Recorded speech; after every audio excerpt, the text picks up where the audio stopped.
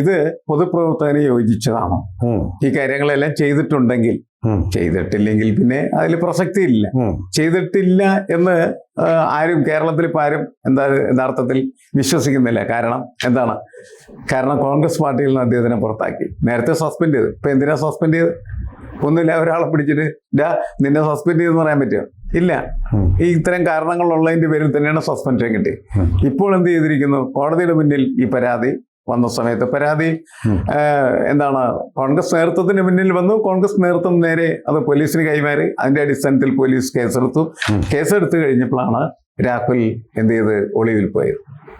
അപ്പൊ അങ്ങനെ ഒളിവിൽ പോയിരിക്കുന്ന ആ പ്രതിക്ക് മുൻകൂർ ജാമ്യത്തിന് വേണ്ടിയുള്ള ശ്രമം നടത്തുമ്പോൾ അതും പരാജയപ്പെട്ടിരിക്കുന്നു. ഈ സാഹചര്യത്തിലാണ് നമ്മൾ എറണാകുളത്ത് മുഖ്യമന്ത്രിയുടെ പത്രസമ്മേളനത്തിൽ ലൈംഗിക വൈകൃതമാണത്, ലൈംഗിക വൈകൃതമുള്ള ഇത്തരം ആളുകൾ പൊതുപ്രവർത്തന രംഗത്ത് വരാൻ പാടുണ്ടോ? ഇല്ല. കൂടുതൽ വാർത്തകളും വിശേഷങ്ങളും നിങ്ങളിലേക്ക് എത്താൻ ABC മലയാളം സബ്സ്ക്രൈബ് ചെയ്യുക, ബെൽ ബട്ടണും അമർത്തുക.